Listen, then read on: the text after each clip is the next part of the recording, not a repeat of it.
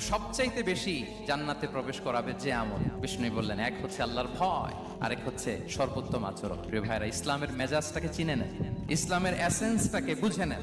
আমরা ভালো আচরণকে গুরুত্ব দিতে চাই না। অনেক নামাজি লোক দেখবেন নামাজ পড়তে পড়তে কপালে কালো দাগ ফেলে দিচ্ছে, বাসায় বউয়ের সাথে খারাপ আচরণ করে, খিটখিটে মেজাজের, প্রতিবেশীর সাথে শুধু ঝগড়া, কলিগদের সাথে ঝগড়া, মারামারি, দুঃসম্পর্ক, এরকম আছে না? নাই বলেন, আছে না? কিন্তু নামাজি, অনেক বড় হাজি, একদিনও কোরআন তেলাওয়াত মিস হয় না। তো এত আবাদত করেও সে ইসলামের আসল এসেন্সটাকে ধরতে পারেনি। বিষ্ণু বললেন, সবচেয়ে বেশি জান্নাতে প্রবেশ করাবে যে দুটি আমল, একটি হচ্ছে তাকওয়াল্লাহ, আল্লাহর ভয়, আরেকটি হচ্ছে উত্তম আচরণ, সর্বোত্তম আচরণ। তো আমরা যেন উত্তম আচরণের অধিকারী হই, আমার স্ত্রীর সাথে যেন ভালো আচরণ করি, প্রতিবেশীর সাথে যেন ভালো আচরণ করি, ছেলে মেয়েদের সাথে যেন আমাদের অ্যাটিটিউডটা ভালো থাকে, আচরণটা ভালো থাকে, কলিগের সাথে যেন ভালো থাকে। বিশ্বনবীর আচরণ যেমন ছিল তেমন আচরণ যেন আমরা গড়ে তুলতে পারি। আওয়াজ করে পড়ুন আমিন। শুনেন, আবু দাউদের